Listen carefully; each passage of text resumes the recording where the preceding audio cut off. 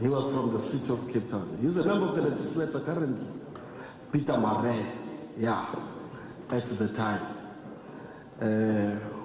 When a very historic day. It was shiny, it was hot as it is today. You were very energetic, young, and you were vibrant youth. But there you were doing some historic duty for your country. Now there's an opportunity for you to proceed with that duty to its logical conclusion. I invite you, Honorable Minister, to make your remarks. Thank you.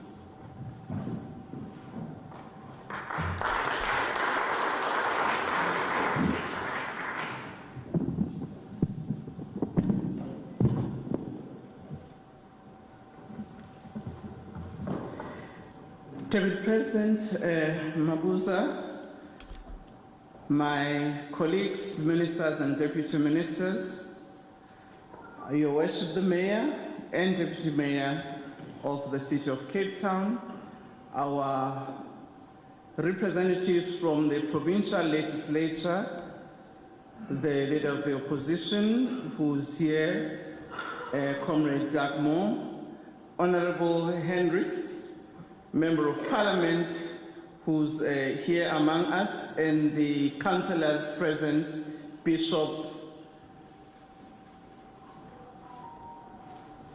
Osindai. That's what we say in my language. The people about whom we are here. Molweni, salam alaikum, good morning, goeiemorgen. I also want to recognize our senior officials who are here from the Presidency, Department of Agricultural and Reform and Rural Development, particularly the Restitution Commission, as well as members of the city who are also here as senior officials who have played the most important role in actually walking this journey with us. May the veterinary, or rather the veterans of District 6 who have been here from phase 1 when the project started, I can see your energy. You are still agitating that your neighbors who you lived with must come back so that you live again and cook some biryani, roti and rice and everything here. It is indeed a pleasure, Deputy Minister Squatter, as you have said, that we're back here in District 6. Actually, we never left. When we were here in 2000, we acknowledged that that was the first phase of restituting our land back to their original owners. And I must say that the symbolic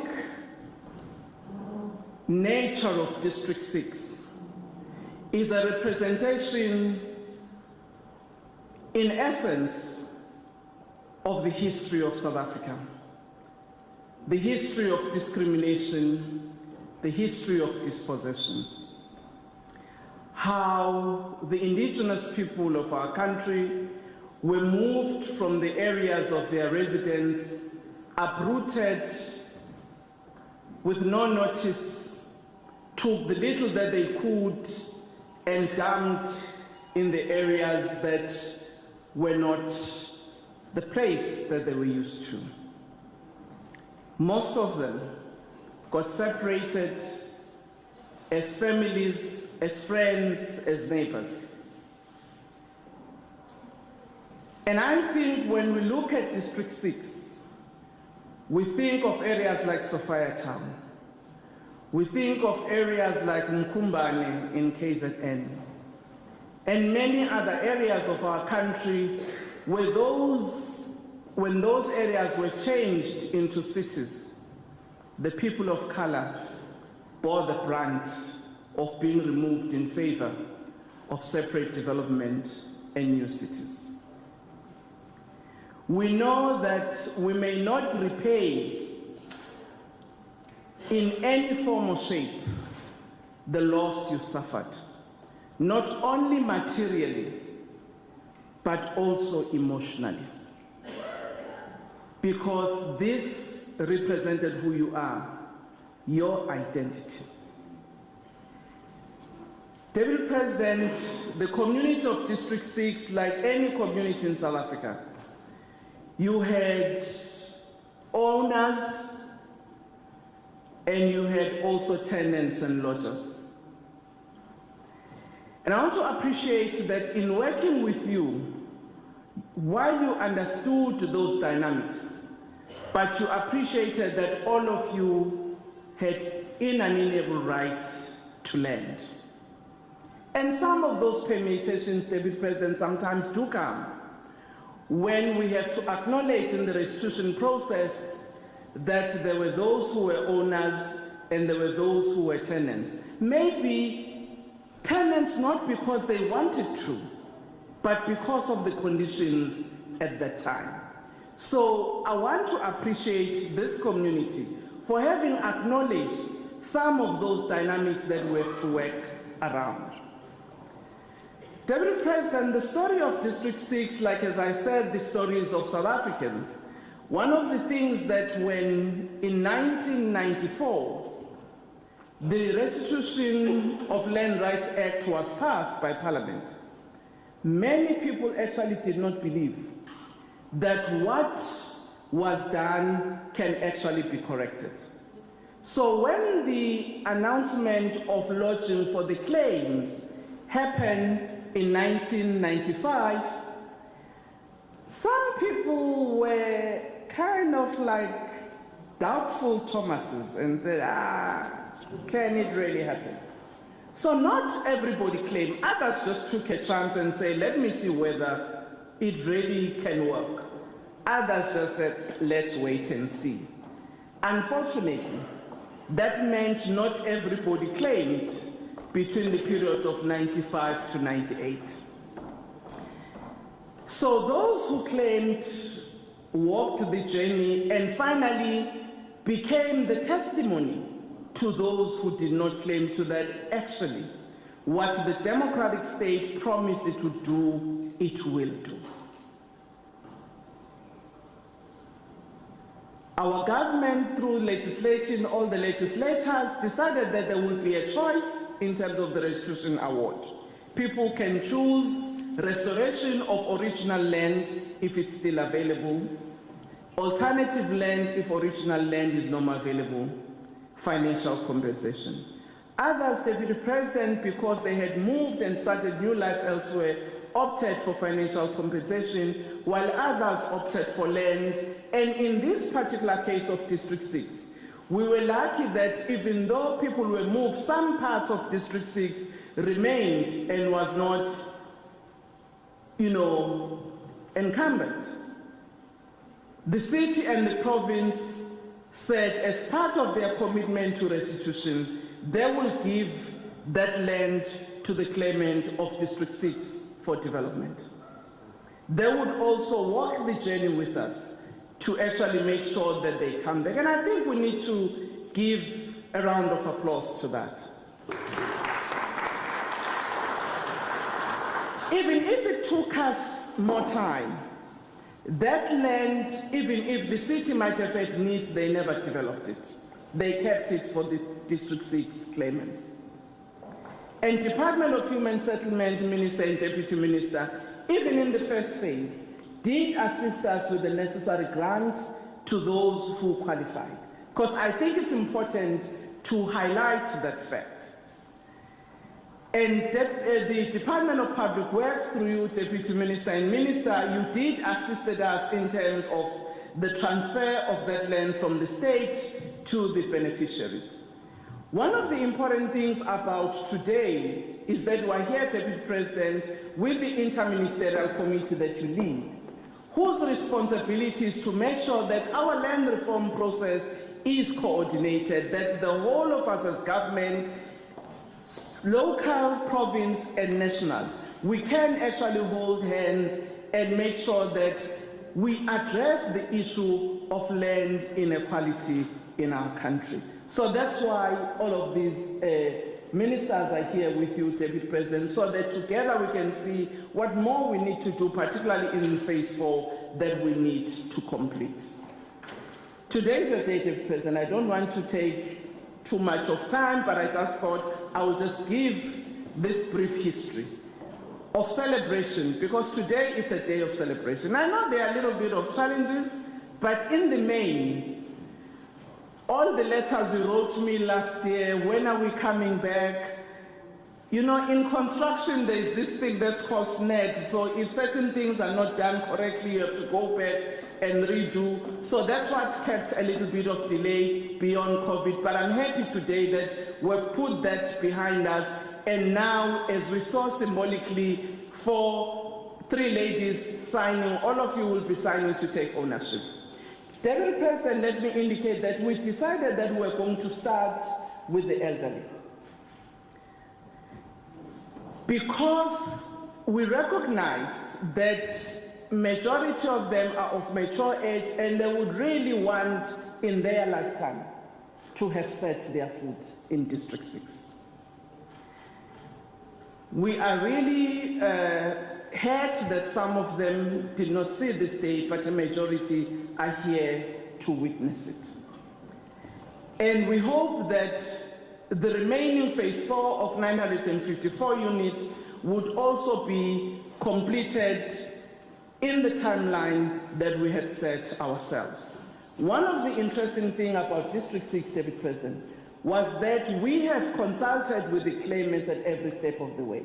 Some of the things which they have wanted might not be possible, and we had to share with them some of those issues, particularly given the topography of the land, that we could not have, you know, a seamless, a straight house as we would have wanted to, given how the land is in District 6. And they understood that. Some of them didn't, but they said, well, Toko, we see, but yeah, we would have liked a different arrangement, but we understand. And I have to thank you for that, because it's not an easy one.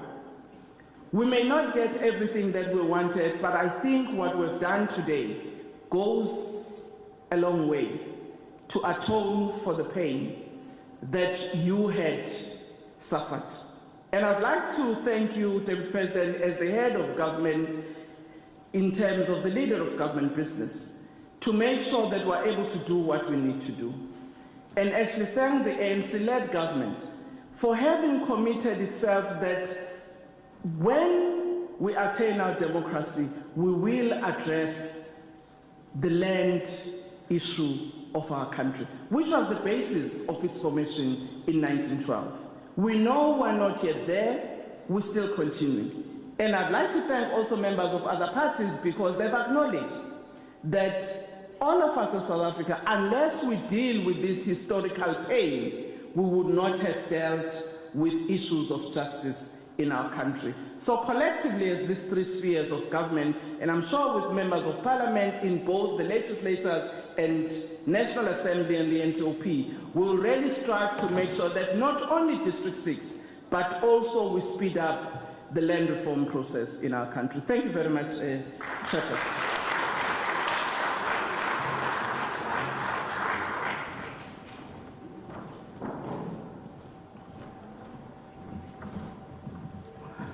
Thank you very much, Minister. I'm sure the audience can observe that after you've spoken, unlike when the mayor spoke, I do not need to adjust the mic.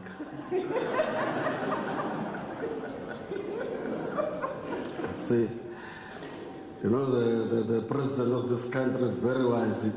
That's why he does not need to tell you when he appoints people, because there are many things he looks into, including the height of people. You see. Thank you very much. Let's proceed, and whilst we are going to be inviting the Deputy President, I want to acknowledge,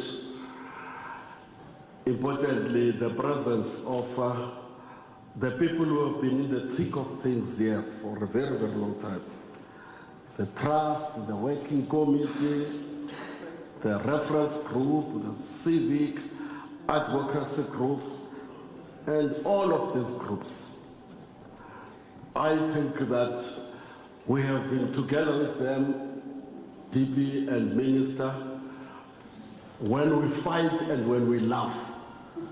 But everything has been about how best do we deliver what needs to be delivered. And perhaps also one would like to recognize and say, wherever they are, those that left us can safely say we probably are on the right path. As I stand here, I think of people like Nadia. I also think of Ajam, Minister. I also think of recently Mr. Williams. And I think Mrs. Khan, just departed, was 100 years old, I think, you know. We do all this on their behalf. And without further ado, I would love to invite the Deputy President of the Republic of South Africa, President David Mabuza. Over to you, people. Vice President.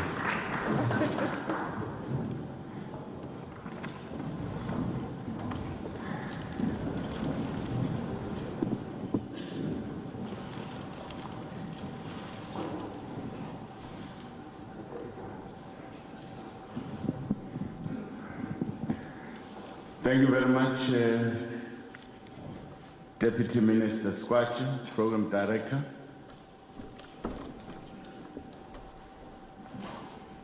Bishop, thank you very much for opening the doors of the church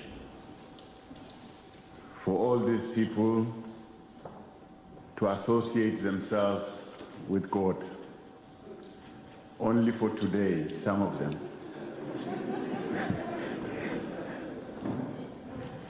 So it's a very wonderful occasion. A good meeting that is happening inside the church. And when we're talking about this very matter that is painful to the people that are here. But this meeting represents progress. Minister of Agriculture, Land Reform, Rural Development, Ms. Togo Titiza, Minister of Human Settlement, Minister Gupai, Minister of Public Works and Infrastructure, Minister Tilil, and all our deputy ministers who are here today. To Minister Titiza, thank you very much for walking this journey. I can see that you know everything about what we're talking about today. You took this journey, not an easy journey. In the middle of this journey, there were problems. But you never abandoned the people. You have been on the cutting edge of our land reform program, which is a very painful program, fraught with lots of challenges, lots of problems. And the minister here managed to lead us. I could see her aging with time. She was young when she started, but she's growing old now. But thank you very much. I thought we should just recognize the effort that you have given to this program of government. Our executive mayor, brand new,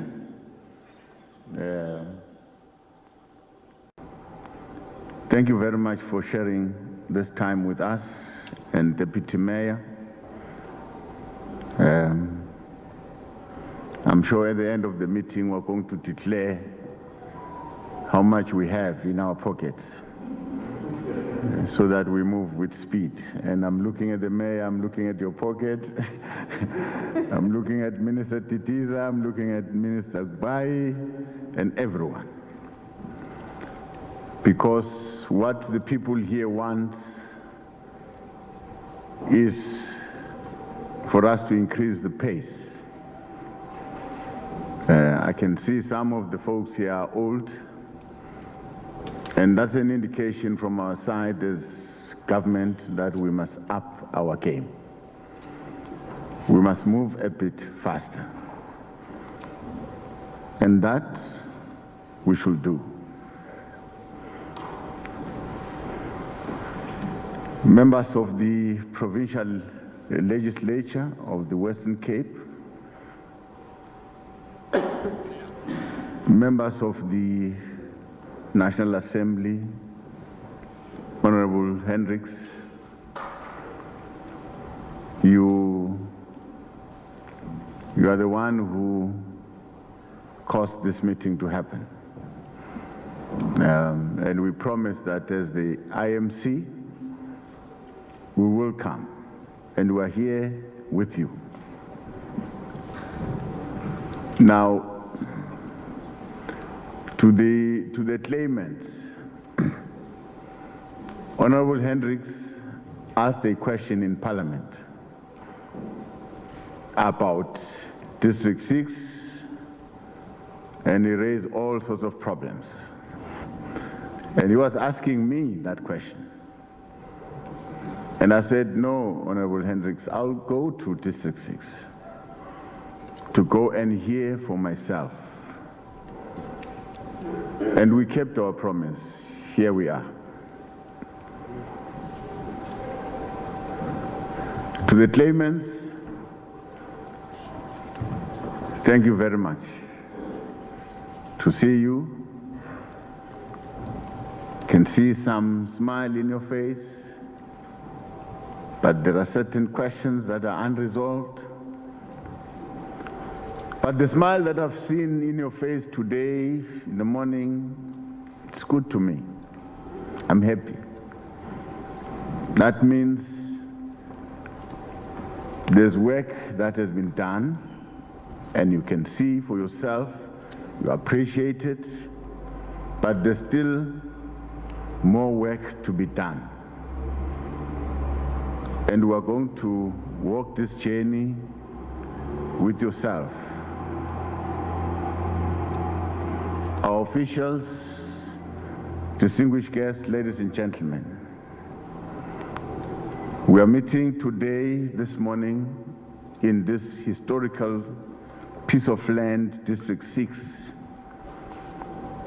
under the Table Mountain, a very beautiful view, as part of our presidential land reform program. The IMC on land reform decided to conduct this oversight visit. Well, at the request of Honorable Hendricks, to visit this District 6 development project so that we can assess for ourselves progress that has been made thus far in the restitution process. Our overall mandate as the IMC on land reform is to coordinate and implement measures to accelerate the redistribution of land. This includes working with all affected partners and communities in resolving all their claims. It's not an easy exercise. That is perhaps the important part of why we are here in the Western Cape today, so that we can interact with you and hear firsthand the concerns and challenges of the District 6 land claimant from the beneficiaries themselves, From what I've gathered this morning, I could see that a lot of problems have been resolved. And I'm quite happy about that.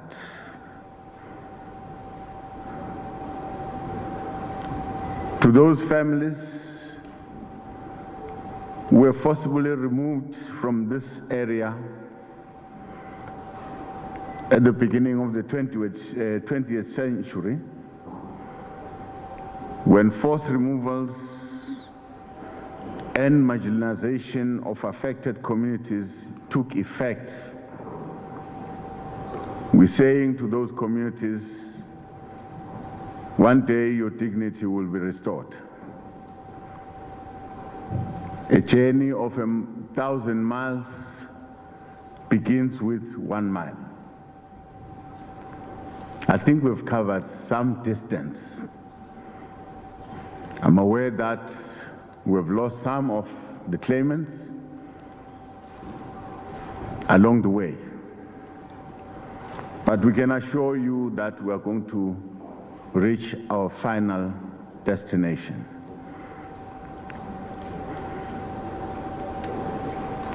I'm happy that today we are going to allow this discussion to happen. I want to believe that it's going to be carried out in a very dignified, forward-looking manner so that we can up our pace to try and complete this project. Finally, to the government representatives that are here, the mayor and the deputy mayor, I'm sure we'll need the provincial government in the midst in order for us to move a bit faster with this project. To the departments of national government that are here, I think we must recommit ourselves to move a bit faster. This is the general outcry that 20 years down the line, we're still grappling with this project.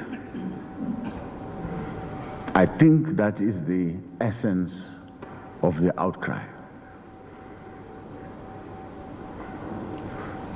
So there should be a recommitment in terms of availing the necessary resources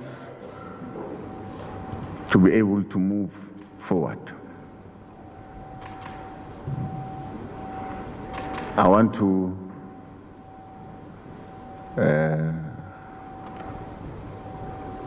in front of the claimants, request the leader of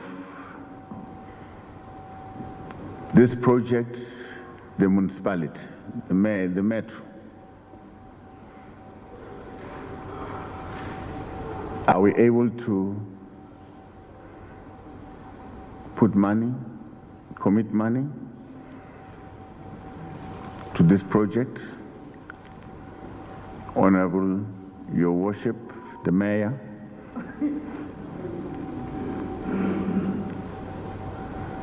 are you able to commit?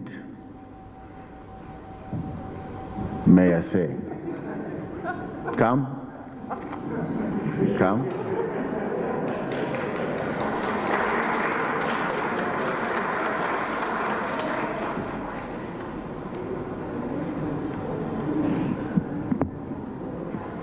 I'm not saying anything about height.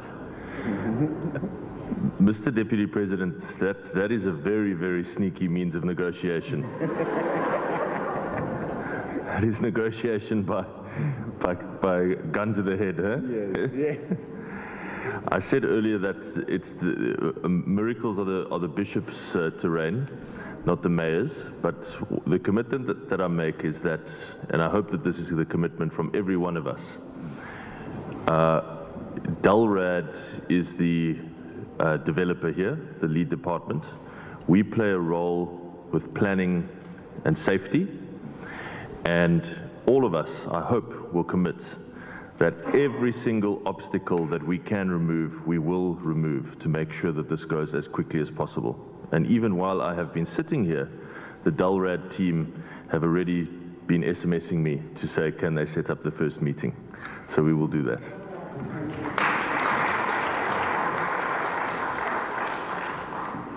No, the mayor has not answered my question. He's a politician, you see. But thank you very much for that commitment.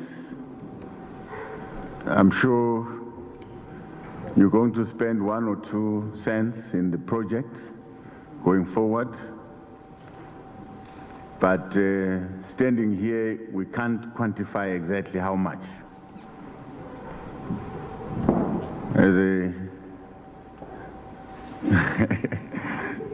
Yeah, he's not looking at me very nice. Minister Tisdis, how much have you committed?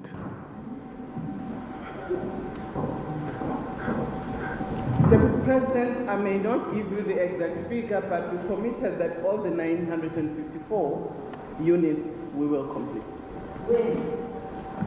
When we had given ourselves 3 years, but with the disruption of COVID, I think instead of finishing by 2024, we might go to an outer year 2025. And part of it, the assistance we will be given by the mayor as well as the arts and culture unit, because this is a site that is a heritage. So when excavation happens, there must always be archaeologists on site to make sure that we do not destroy the artifacts that are of value to District 6. So that takes a bit longer than any normal construction that we do anyway. But the plans, as you know, those were completed actually when Mr. Al-Jamal was still alive. We had already completed that process. We had given the court, you know, exactly the plans and the designs which had been consulted with yourself. And you remember our last meeting in 2020 when we met at the museum looking at the plans, and there was some discussion. The reference group wanted to have with us, which indeed we had.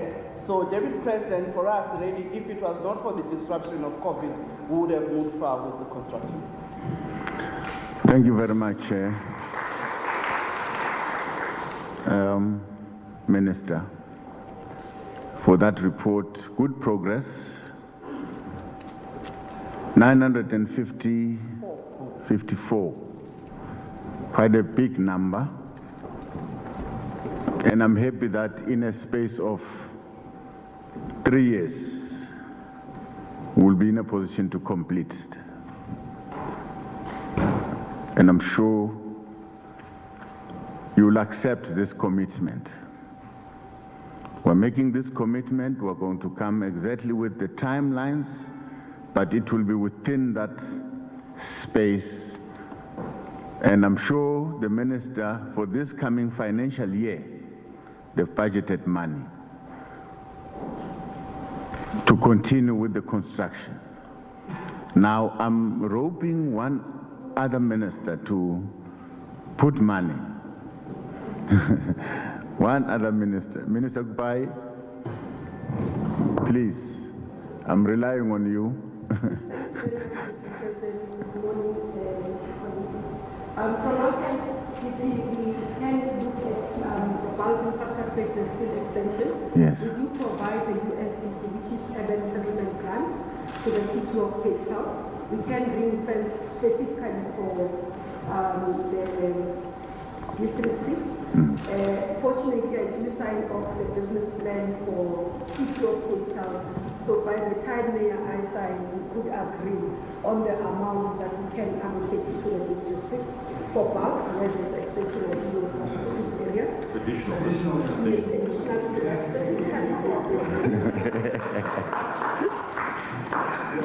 No, you should keep quiet. You didn't answer me. Because sometimes they don't spend. Okay. Like I'm doing now, there's quite a number of letters that have not spent. As we speak, we currently redirected the money. Yes. And we report by Friday to the president to say this is amount we are putting aside as the current spend, specifically for bulk. Secondly, in terms of our grants, where we feel that the Secretary said, because we've been working together, we are able to, from our grants, in terms of our location, we can be able to do that. What we have started now is to try and ring fence in terms of priorities. Okay. We have to find that we say this is what we are doing, and the city prioritizes, so we will ring fence for this so that the money comes directly from here for the assignment. Thank you. That definitely in terms of amount, by from us. Thank you, Minister. Quite encouraging.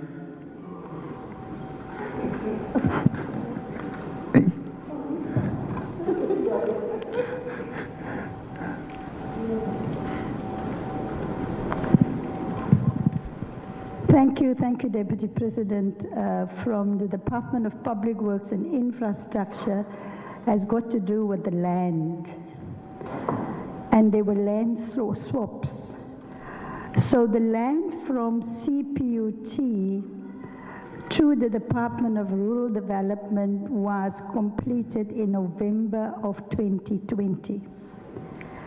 Then the Department of Public Works and Infrastructure had to transfer land to CPUT, land that is more closer and within the confines of the university.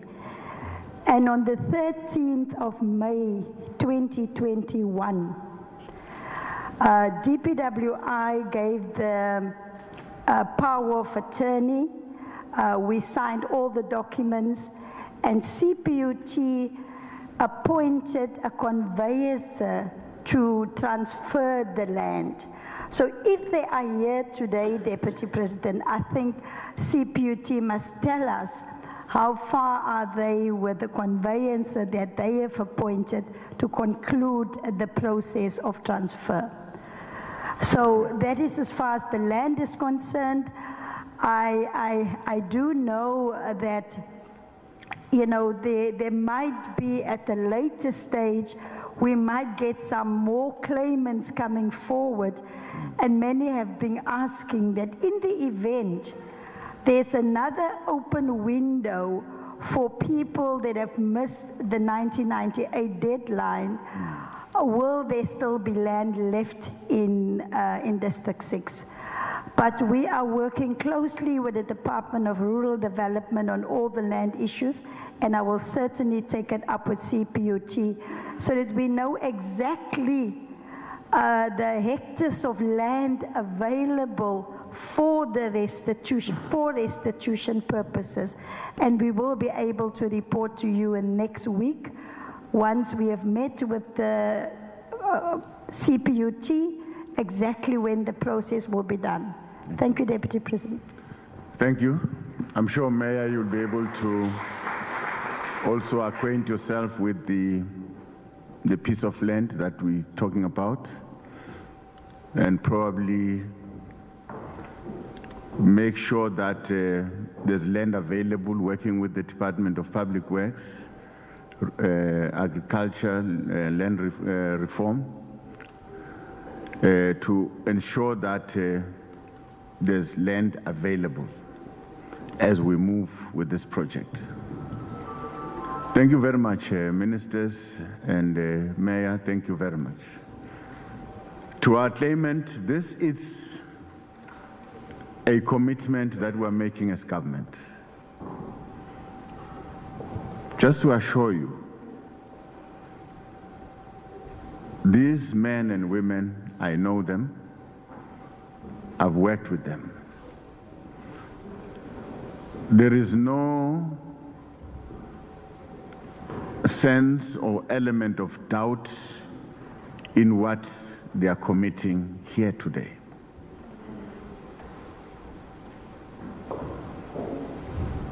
And I'm happy that they were able to come together, irregardless of their political party affiliations and all that.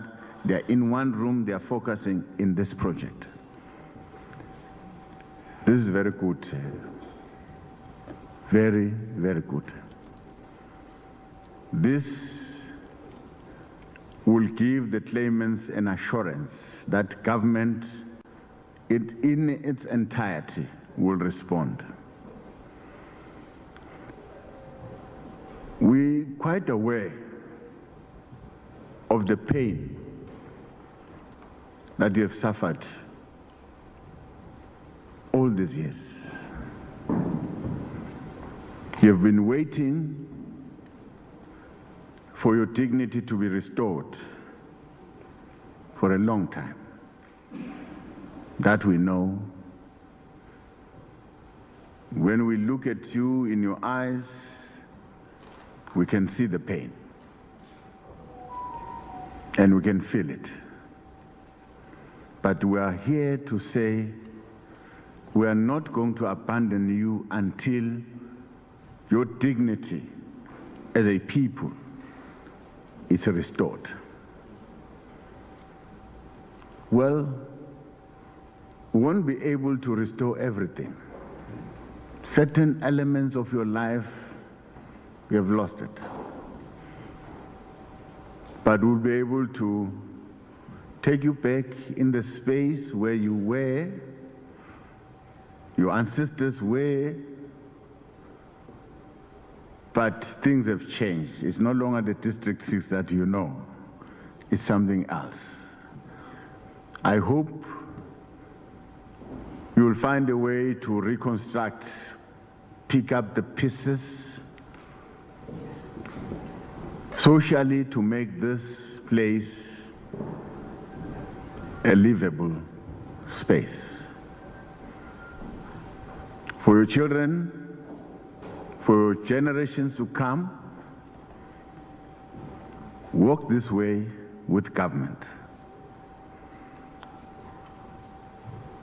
To Honorable Hendricks, this is the commitment we're making in front of you, that this is what is going to happen. And I can tell you, it's going to happen. Land will be available, and I don't want this family to be scattered all over. At least they should be neighbors, you see. They should not be far from each other. They should be neighbors. As we find land, Minister Tilil, it should be in the neighborhood so that they can walk and visit one another.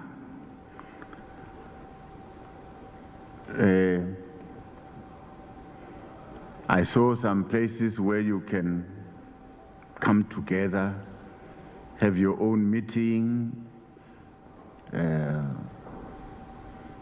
but there are a lot of stairs in these houses. Have you seen them? Have you seen the stairs? Yeah, you must walk those stairs. Yeah, it will keep you fit. You move up and down every day, it will keep you fit and going. So I like the style.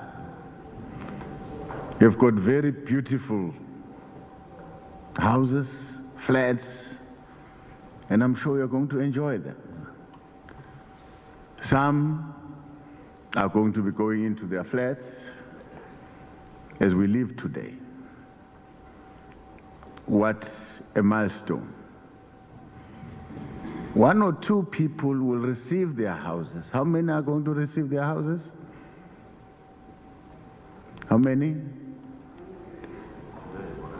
Today, I saw 3 people signing. And others will sign after this. You can get into your house. Go find a bed and something else and put some curtains. Get into your house. Get into your house. And before you leave here, those who have signed in front of me, they should demand their keys. Is that correct? The representative from government, is that correct? Is that correct? Siyawathola makiya, or getting the keys. Thank you very much. I'm very happy. Well, I know that there's a lot that must be done, but we should acknowledge and be happy with what we've achieved. Thank you very much. Thank you.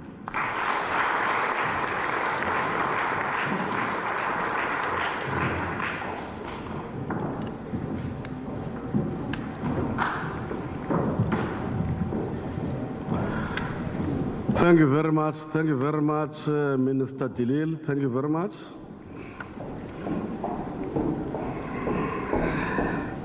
Siyabonga, Deputy President. We come out of that. Deputy President David Mabuza, in his capacity as the chairperson of the Inter-Ministerial Committee on Land Reform and Agriculture, on an oversight visit to the District 6 development project, saying government is recommitting itself to move faster in the issue of the District 6 commitment to claimants, but can't quantify at this stage.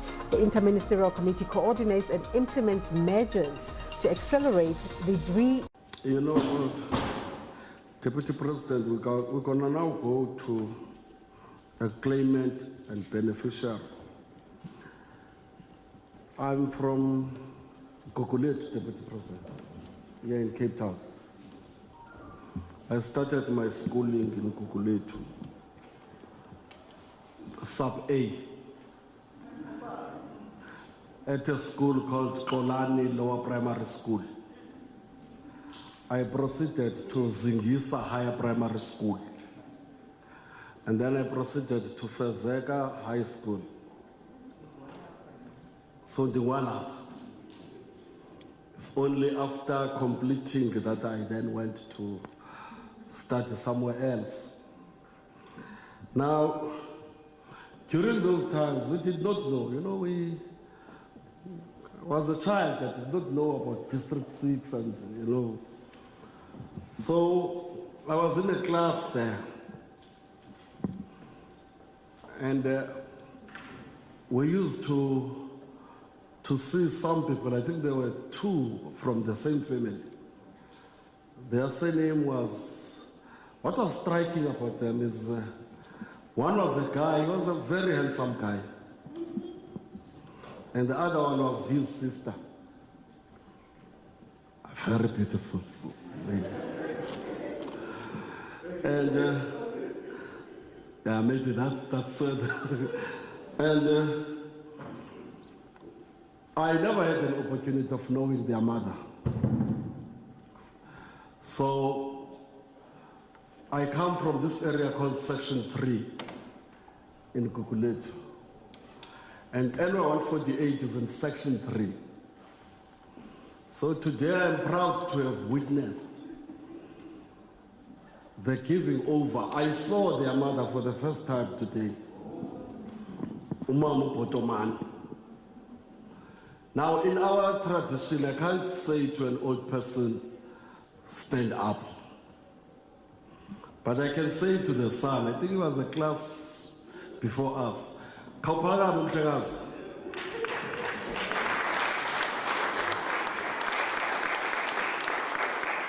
Why are you, Sister Wak?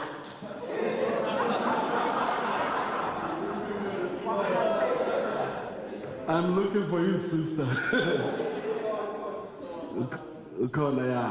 So that man, I was at school with him. His sister in particular was in the same class with me. You know, they had to, you know. So his mother sitting next to him is one of the people who but Umama, I'm sure Kaino Pagama will expect a so they'll be surprised when she speaks Xhosa, you know.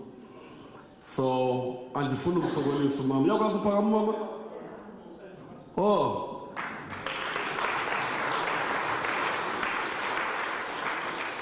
Molo mama. Molo mama. Unjani? Siyaphila nathi. Enkosi hlala phansi mama.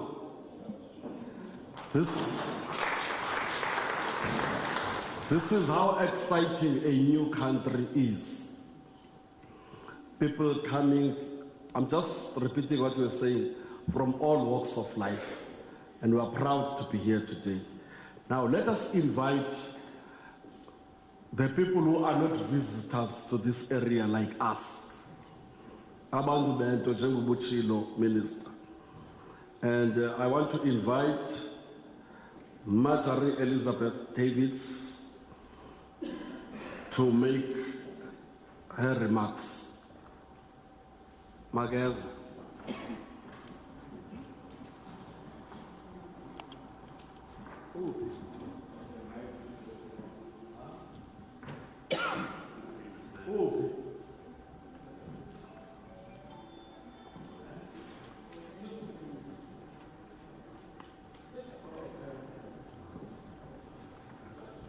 I am then advised, also probably we should have acknowledged, I don't know why, we only acknowledge those who cut the ribbons and did not acknowledge the person who's actually the Chief Land Claims Commissioner.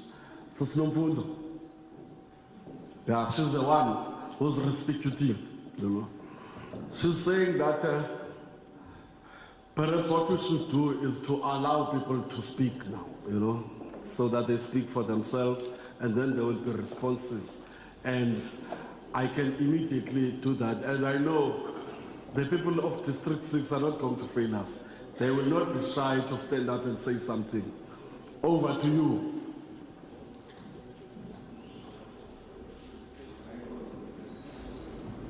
Are you so satisfied? Oh.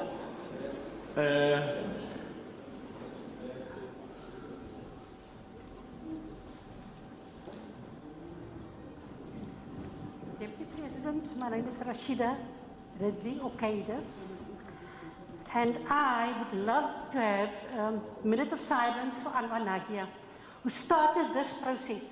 If it hadn't been for him, we wouldn't be sitting here today. And I have to talk about it, because he was really an icon struggle for the ANC as well, all of us. But we didn't go and advertise ourselves. But I would love everybody to know about him. Sadly, he's passed away of COVID, and we went to Google Air, to Langa, everywhere to go help the people fill in that forms.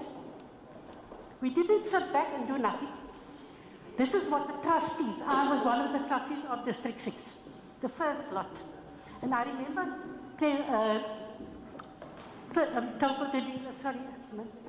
Minister Toko Diziza, I remember her, the very first time she came. I was there already before that. And now it's the second time. That's why I feel very moved, and I feel upset that he isn't here today, because he's gone. But I want people to thank him, to thank Almighty God, that he started this, that he wouldn't be sitting here today. And you know what I also want to say is, I waited all these years for this place. It's been a big, big struggle in my life. Point here is that I have to go upstairs to walk upstairs. I'm not even really able to walk up the stairs.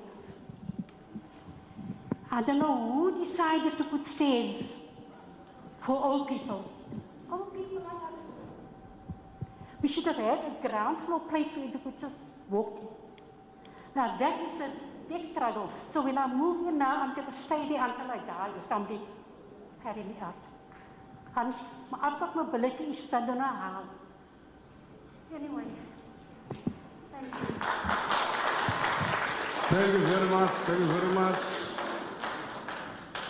That point you have made about Nakia is well received. We know him very well, he and many others, and I think that we alluded to that. And we will exactly do that at a later stage, acknowledging them with a moment of silence. We know he was a brave warrior. We know Nadia very well. I mean, it was really a sudden shock that he just had to die. Thank you. Thank you very much. Good morning. I'd like to know, we've been waiting since 1996, and we filled in all the papers. We went to the police station for our unit here.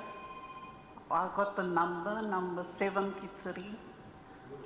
I want to know what happened to that, please. Thank you very much. May I request that anybody who speaks introduces him or herself. And also I would love to alert our officials that they should be very much attentive, listen to the questions so that we can be able to respond at the end of this session before we allow the Deputy President to give a way forward. Ben and all of you, Kevin and everybody else and all of us must be ready with the responses. Here passes. Okay.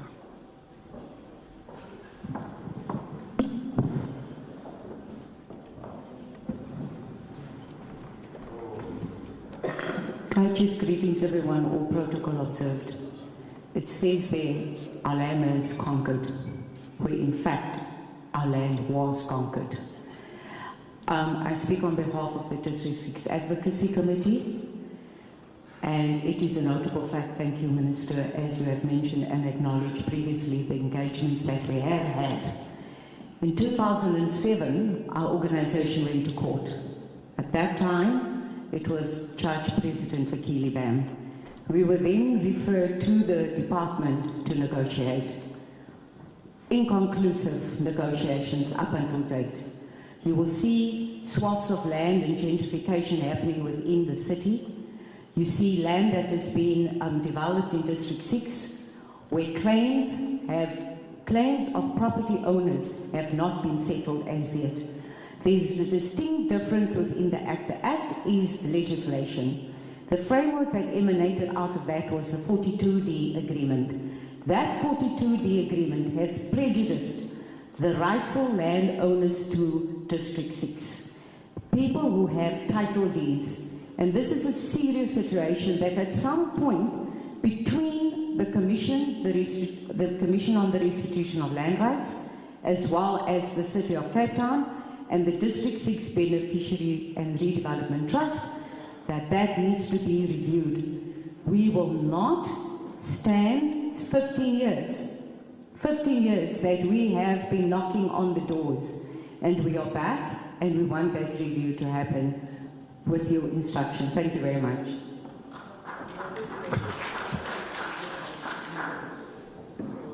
So much,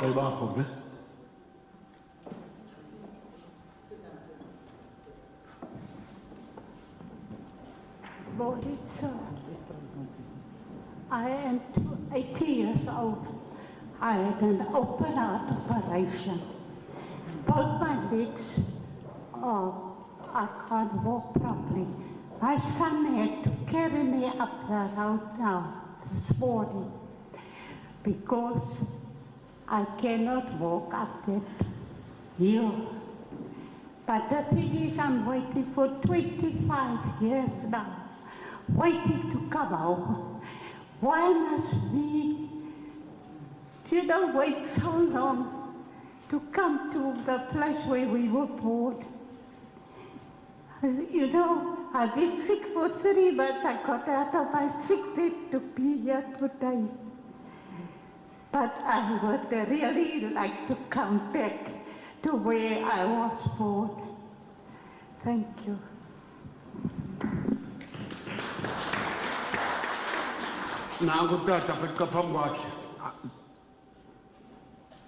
Good morning, everybody. Assalamu alaikum. Auntie Lecha is speaking now with a lot of emotion. She has accepted a top-story flat because of a yearning to be back. She doesn't mind even being put there and staying there until her body gets carried out. She can't walk properly. She's sick. Not a lot, Minister, my Minister, not a lot of thought went into it. When, yes, it was good that the elderly will be seen to, but not a lot of thought went into it where they were going to place the elderly. However, they placed the elderly first and second floor flats, and owners, although the act was equitable redress, we went the same pain. We were tenants, we went through the same pain as people who owned houses. Same thing, we were also thrown off. So, nowhere in the act does it say owners will get X and tenants will get Y. Nowhere. So if it was changed in Parliament, tell me, because I want to read it. So nowhere does it say that. And if this lady and that lady, they were tenants, if they were treated according to their age, you know, respectfully, then they would have been put in the houses, the units, where the owners are going to put their grandchildren in. Not right. Not equitable redress. This had to be looked at first. And why does it change phase after phase? First was anybody, if you need the place, anybody. There's even nothing said about if you lodge first, you get first. Nowhere in the Act does it say that. But what is in the Act is priority must be given to people with needs, to the elderly, the indigent, priority. 6.2D, I've studied the Act. Nowhere does it say you have to lodge first, you've got to be an owner. So now we are practicing. I'm saying we, because I'm part of the party. We meaning that we are practicing our party. We are saying them and us. Because owners, you go there, tenants, you go there. We are reliving that. And we didn't want that. So please think of where these elderly people are going to walk to. Go upstairs 2 flights. I don't know. Thank you for your ear.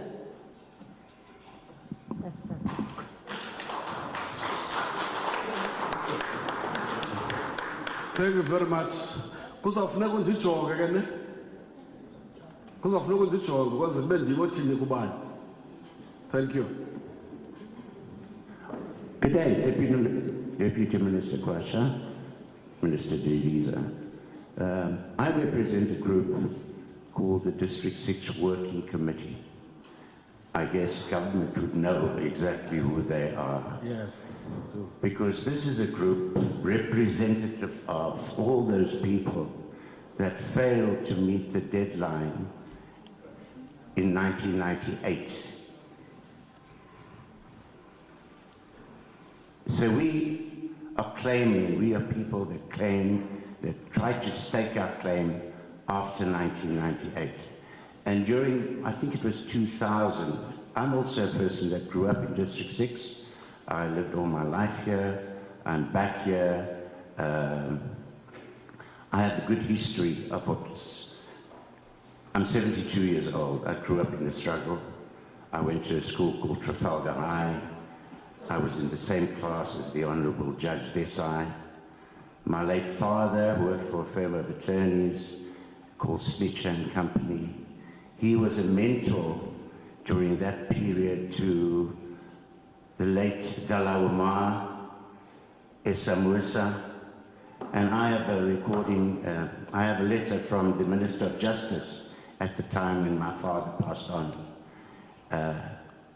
explaining to us as a family who he was. And he was always known, his name was Kasim Saido. He was known as the lawyer of District 6. If you had problems, you went to Kasim and he dealt with your problem within the system. And we all know what the system was all about at that time. So I grew up, I've seen many things happen. I also have a story, you've heard stories of many people growing up here, the heartache and the hardship that we faced, and what the forced removals did to us. at that point in time. 1966, I was 16 years old. I had a mother who was very ill and who was very afraid. And at the time when the act came into being, where are we going? She used to tell us, as me and my siblings. And we did not know, because we did not. She was unwell. She was one of the first people to have open heart surgery by the late Christian Barnard. And so it was traumatic for us. And we found a place even before the forced removal started. And we moved to Salt River. In any event, so my history goes back, and I, like the Minister Mabuza said, we were unsure at the time who could claim and who could not claim. So in the year 2000, the late, well, I wouldn't say the late, Minister Quinte said there was possibility that you could stake your claim. So from 2000 onwards, I staked my claim. We staked our claim. It was at the Good Hope Centre. We filled in our papers. Those papers were sent off to government. Those papers were lost, and mine amongst many thousands of people who did that then. Then, to cut a long story short, the District 6 Working Committee was formed on behalf of people like myself who could not stake their claim way back in the year 2000. A lot of them did. A lot of their papers and documents were destroyed in a fire, so to speak. I don't quite know the exact nature of how these documents got lost. So today we have the late Shahid Ajam, together with a lady by the name of Zahra Nadine, founded the District 6 Working Committee, taking the plight of those people who have yet to come back. It was opened in 2014, 2016, where people could stake their claim at the Land Office in Mowbray. And quite a few hundred of them went, but then it was closed off in 2016. Now, the Minister Mabuza, you know, you had lots of interaction with the late Shahid Ajam, who was a true hero of the people of District 6. He died too soon. He couldn't take our case forward. We are still in the struggle. So when we hear, our claimants that claimed after 1995 and 1998, when they hear of the project being completed in District 6, they say, but the project is going to be completed. What about us? And Minister, there are 3,000 people who has to be verified and then validated for their claims. So I'm here today. It's actually a sad day for me to sit here and watch what is happening, listening to the lady here who can't climb up, who can't get access. She is so ill. Within the working committee, you know, we're proportional representatives of those people that, of the reference group. You know, back when the District 6 Working Committee was formed, it was formed because what is the reference group doing together with government to bring about the return of our people to District 6? There was a project that went up there, it stood still. We have a gentleman behind us here, he was one of those people who was part of the reference group. He came over. I think we have about 120 of them. So we have got a proportion of those people who we represent, who we are fighting for. Uncle Tabi Khan here, he was a great rugby player. He's a child of District 6. He's very well known. He can't get to the top floor because the house was allocated. So my point is, and what I'm trying to say is, just shortly, when are we going to get the people, the late claimants, what they call, they're all claimants, when are they going to come back? There's an office in Mowbray that went open in 2014, 2016. When are they going to? And are they included in the District 6 project? Because the way I see it, there's not going to be enough land for everybody to come back. Thank you very much. Thank you very much. Can we go that side? Is there a mic here? Oh, over to you, sir. Thank you. Hi, good day. My name is Ikram Hendricks. And the stories like this, there's always two sides to a story. The one that is told by the hunted, and there's one that's told by the lion. And we always hear the story of the hunted. Now, let me put it out there. I want to say this aunt that has spoken about the late Dr. Nagia with respect. That shoes today I fill. And I have spoken to late Dr. Nagia to get back to the process of restitution for our people. And in the later years, he said, Ikram, you're going to take this thing forward. And so today I want to acknowledge that this lot between government and our people, that the communication opportunities are not there. Let me say it, restitution has got absolutely nothing to do with the house. There is a side to it that we fail in acknowledging, is the pain and the suffering and the loss of what our people had gone through. And that is being ignored completely. When we're doing the houses is only to give back dignity to somebody. Now, to give somebody a painful 3-story building and he has to walk up the stairs or she has to walk up the stairs, there's no dignity in that. The other thing is, the trust in the early stages was working very closely with government to the point where the first and the second phases was completed. And then a new group closer to government was acknowledged to say they'll do even a better job. The reference group. This project is their link, and we see the failure of what they profess would be better than the first and the second phase in time. Let me tell you the story of the lion. Let me tell you that story. And when we go back to the late Dr. Nagia, if the first and the second phase he wasn't a part of it, it wouldn't have been built. It's not government, it's our people that did that. And let me say, the fact that we have a democracy in this country is because of people like me and us, together, collectively. Not one segment of society that today are now being ignored, the other segment. And when we look at a comprehensive approach in concluding people's restitution, there's not even a shop near these places. There's not even a business near.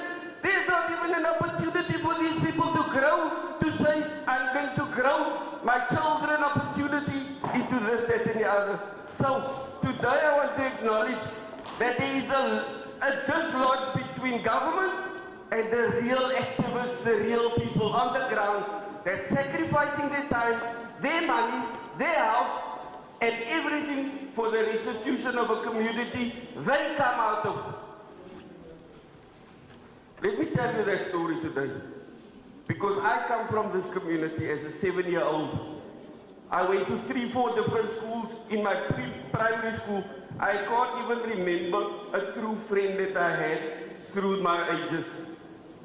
That is how we were hopping and skipping, just surviving and living in what was called that time the post. But I'm going to stop, and I would want government to please take my details and be contacting me. I am now the chairperson of the Beneficiary Trust. And I'm working closely, and I respect all those community groups that have been struggling also to get there.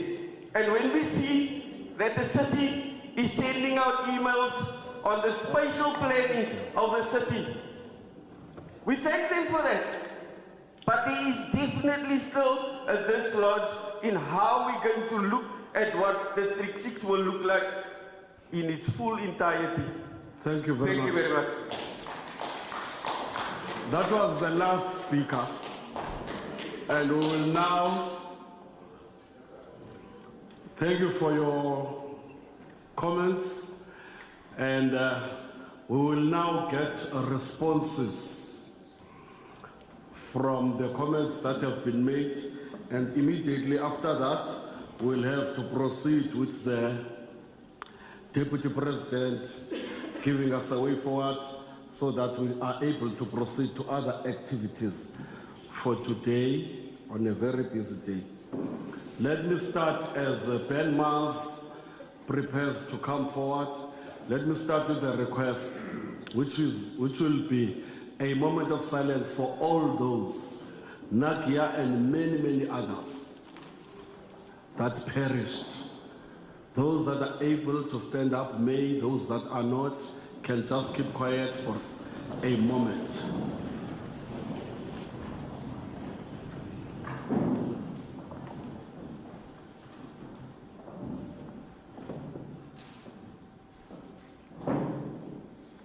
Thank you very much. You may be seated.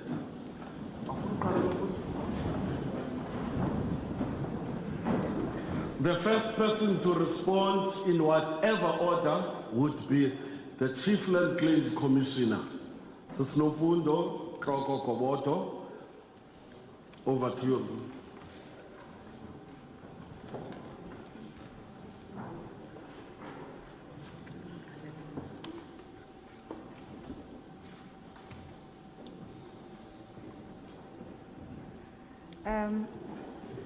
To the chairperson of the session, the Deputy President, our ministers, Deputy Ministers, Mayor, Deputy Mayors, colleagues, can I say all protocol observed?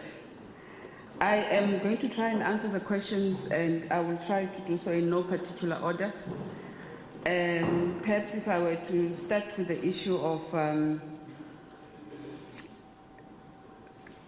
tenants and land and owners.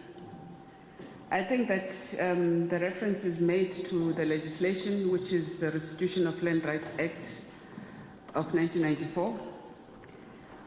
We have restitution claims across the country, and in all of restitution processes, we differentiate between owners, tenants, labor tenants, sometimes even what one would refer to as backyard dwellers, including people who occupied shacks. All of those people get restitution in different forms. We do not have a one-size-fits-all. So even in this context, in District 6, we have to acknowledge the fact that there were owners who had and owned in registered rights multiple properties. And so it's not peculiar to District 6, it's something that happens across the board.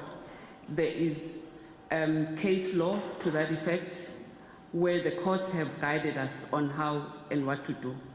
We've got communities in the rural space who would identify certain number of hectares within a farm that they occupied. They don't get the whole farm. They get the extent of what they were dispossessed, because unlike general land reform, restitution is legislated, and so we have to operate within the mandate of the law.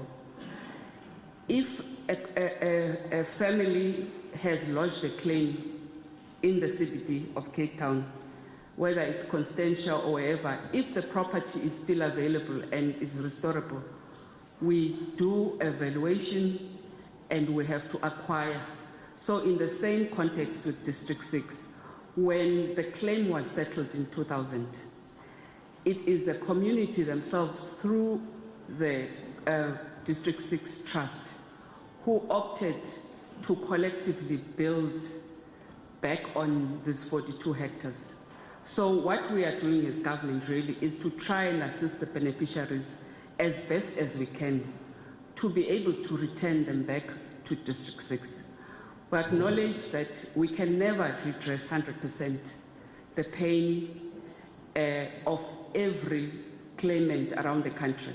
But as the current government, what we seek to do is to really just acknowledge, because we can never match and deal with the pain of dispossession. It's impossible. And I always say to my team, it's important that we acknowledge that it is a current government who did not dispossess.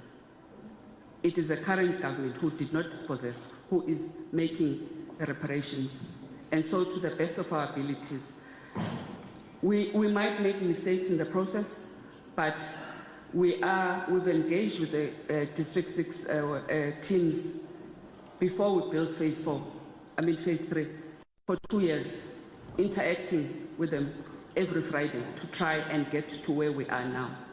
We can never agree 100%, but government is doing what it is capable to do within the means that we have. Even the Constitutional Court has said with the Grootboom case, when they talk about what governments can do, they talk about progressive realization of people's rights. And so that's what we're seeking to achieve. I acknowledge that there are beneficiaries who did not lodge.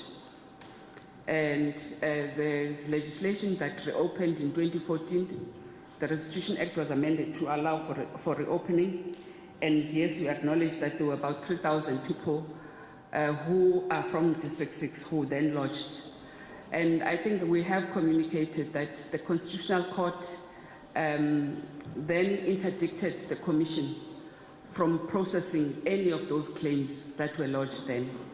And so we are bound by the Constitutional Court. We cannot process, we cannot verify those, because the court says, number one, you have to deal with the claims that were lodged in 1998, which are the old order claims. And only once you finish those can you start with the new order claims, or the Parliament must decide on what to do.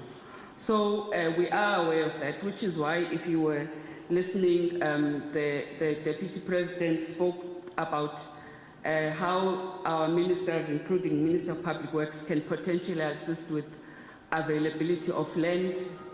It's something that we're very aware of, that there are other beneficiaries that we have to consider.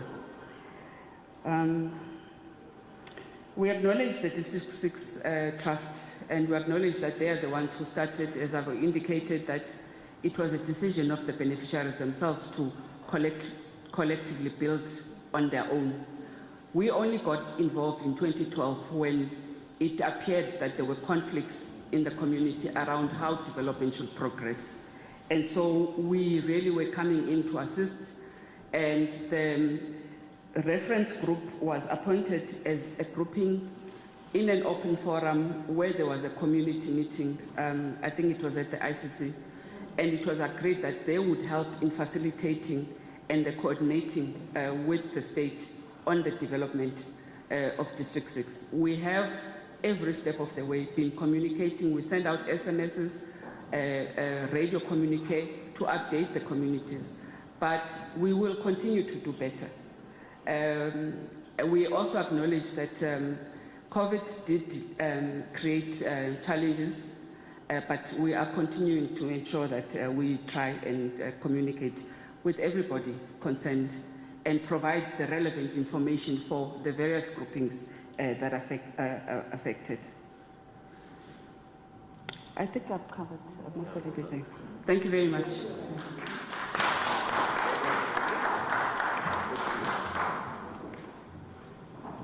Thank you very much, Sis Nomfundo, for the response. Our work is ongoing. I think what I take from you is we're trying our level best as different spheres of government to correct a wrong that was visited upon our people by apartheid and colonialism. We will falter along the way, but the interest is to do the right thing. We will continue engaging. For now, I would love to give the Deputy Mayor of the City of Cape Town to just intervene on one issue, after which the Deputy President, over to you, Mayor.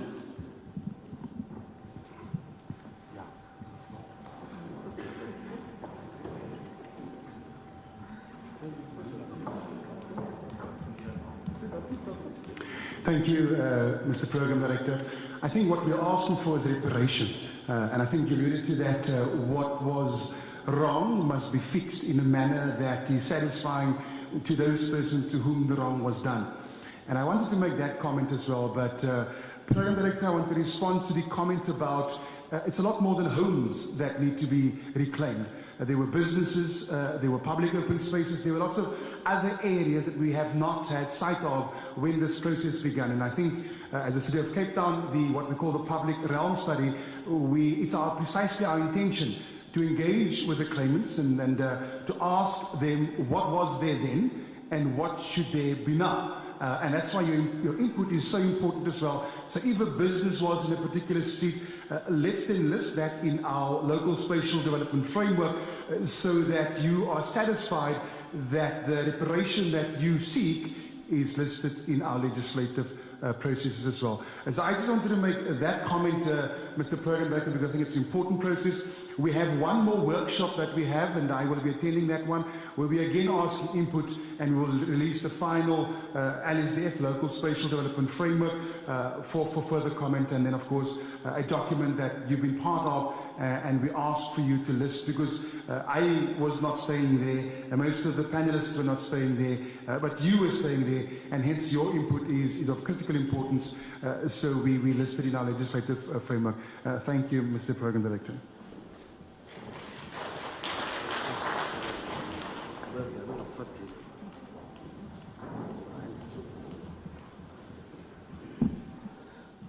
Minister Didiza, they say they know you very well. Can you please come and indicate to District 6 that you will go with them until the end and then give over to the Deputy President to close? Can you see the height I told you about? No, thank you very much, Deputy Minister Skwatsha and Deputy President and all the colleagues.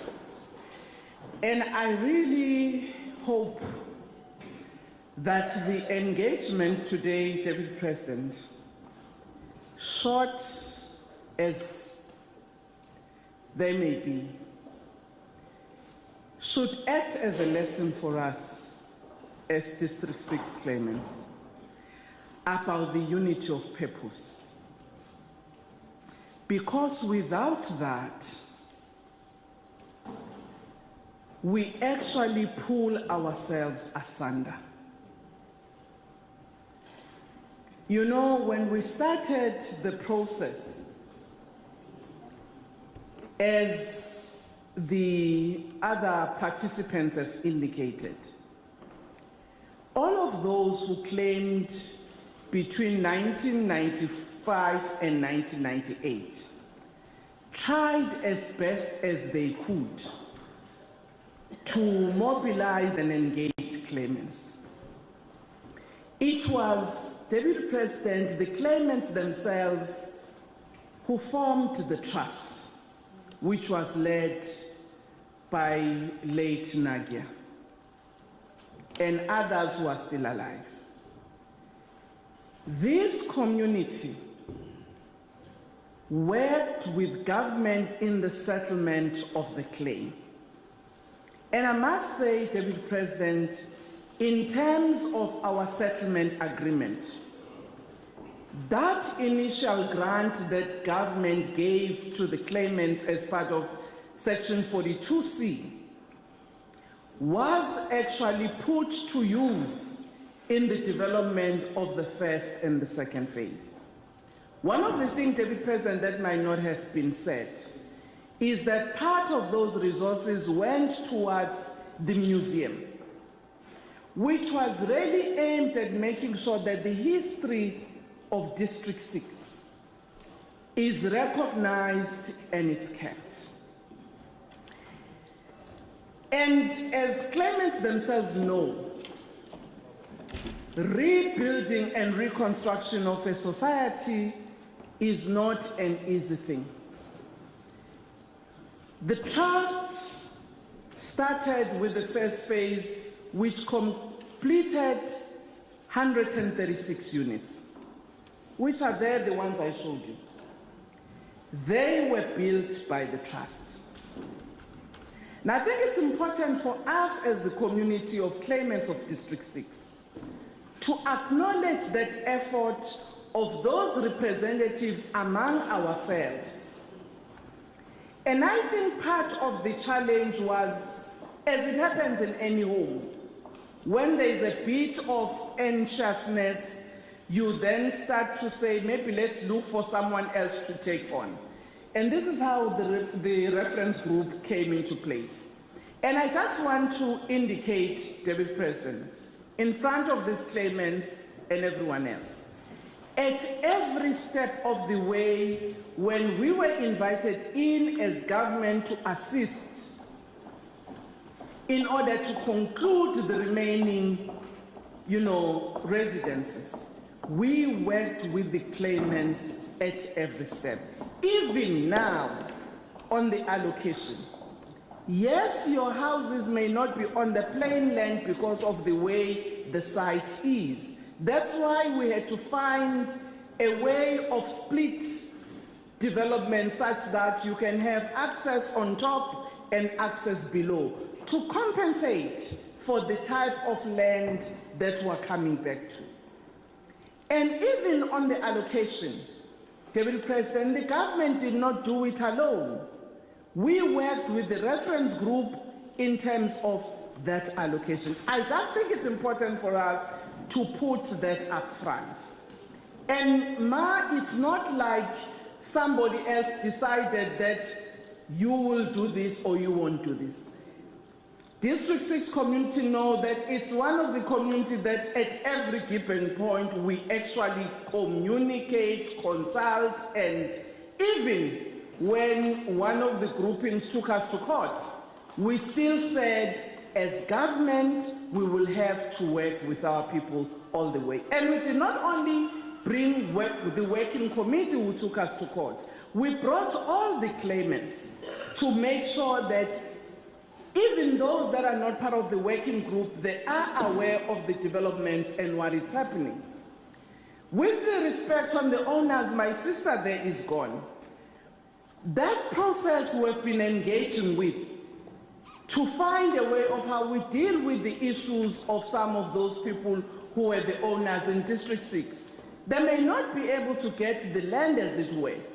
And even at that time, the consultation has been taking into consideration the various groupings with different land rights in land, whether they were tenants or backyard dwellers or owners. Going back to District 6, as my brother is saying, that is not just about the house. It's about the culture, it's about the history. That's why the Department of Trade and Industry is here. The mayor has already committed, and the deputy mayor, that we would look at how best, even on economic development, we assist the claimants to actually have kind of a prototype. It may not be exact what District 6 was, but within the available means of resources, David President, we have tried the best that we could. And I'm now handing over to you to conclude and respond to the claimants on the issues that have been raised.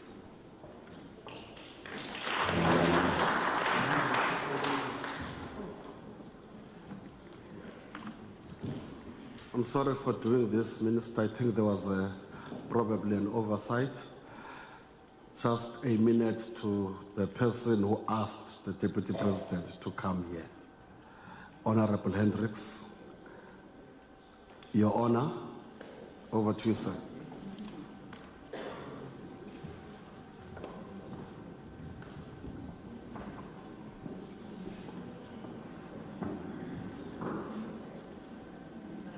They make me worried when you take off your jacket. Thank you very much, Program Director. When Aish, our journalist friend, introduced me to you some time ago, he told me that I'm taking you to a very important person. And here today, you are chairing a very important meeting. I was a kid in District 6. I was born in 1949. And I think I'm the first kid from District 6 that made it to Parliament.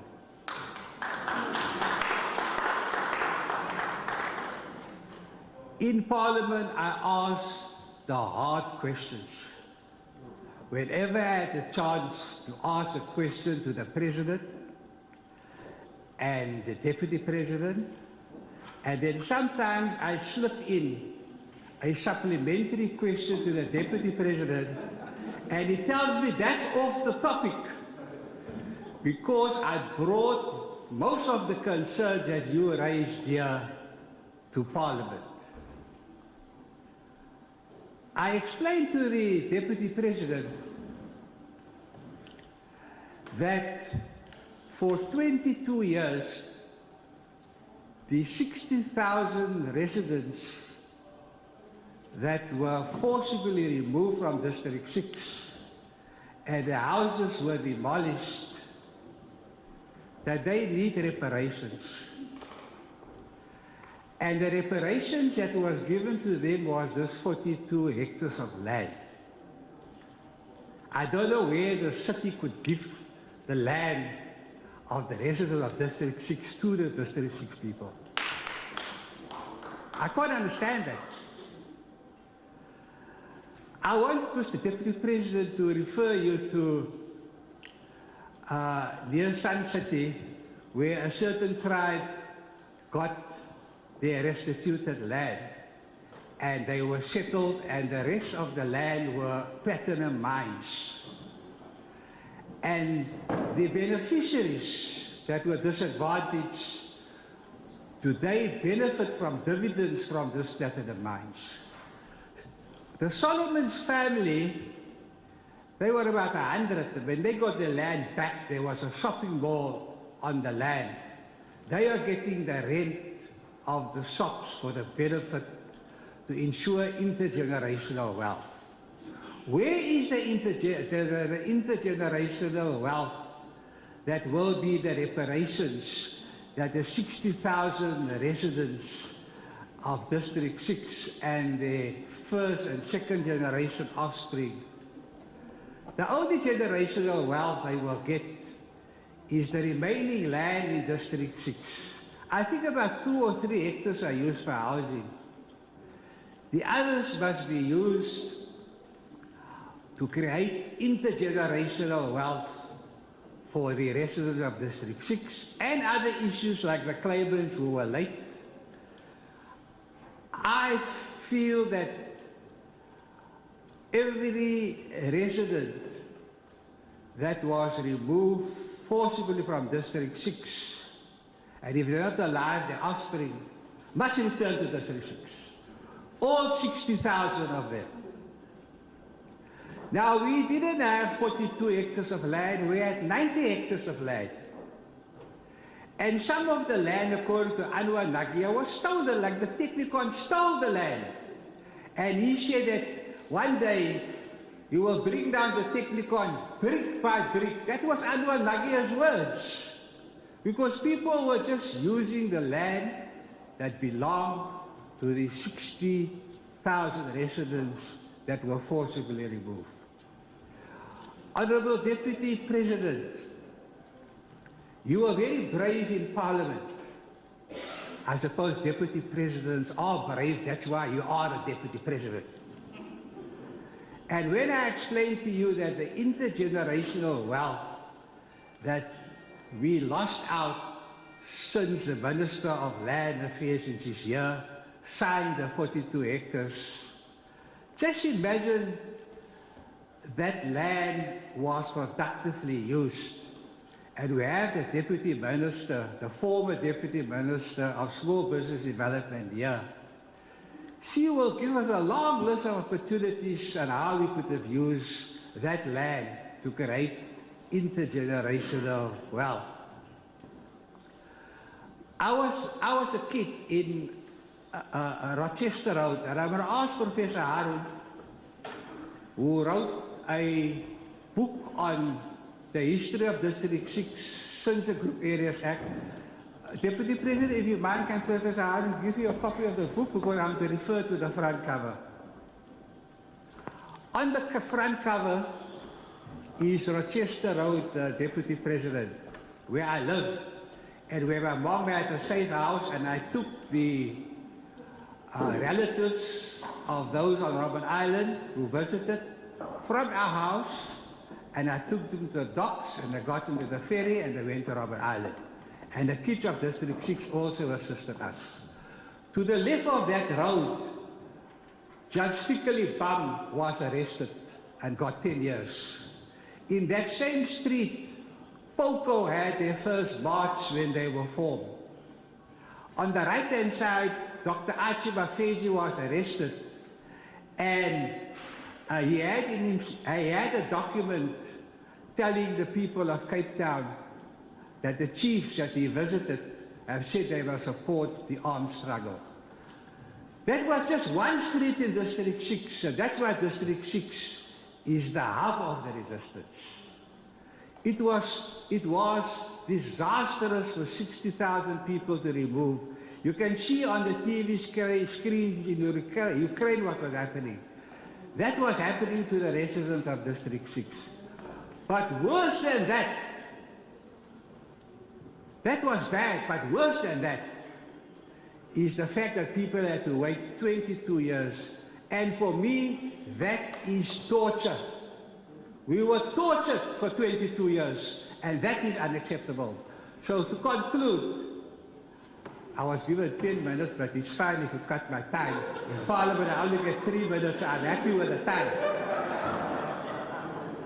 To conclude, the Deputy President apologized in Parliament for this long delay. He was very brave to do that. And he said he will speak to the President, he will speak to the Minister of Finance to bring that 5 years forward. And you can see how tough a negotiator he is in trying to get money out of some of the people at the table. I think that the President must have shaken when he spoke to the President. I think the Minister of Finance must have shaken. But it's not, the Deputy President, you have not done enough. We need to have the restitution completed in 2 years' time. And that is a challenge that I would like to put to you. I would like to thank you for keeping your word. After listening to all the issues that you've heard today and I've raised in Parliament, you said, Honourable Hendricks, let me come and see for yourself. And that's what you did. And that is what the District 6 people must be grateful for. Now, I don't want to ask the hard questions here. Honourable Hendricks, I'm very sorry. No, just 1 minute. Yeah. Okay, then you can. 1 minute. I'm not going to ask the hard questions here. The hard questions is in the book. And we're giving every member of the Inter-Ministerial a copy of the book that has captured the issues of District 6 and the hardships and the torture that we've gone through waiting for over 20 years. Thank you very much.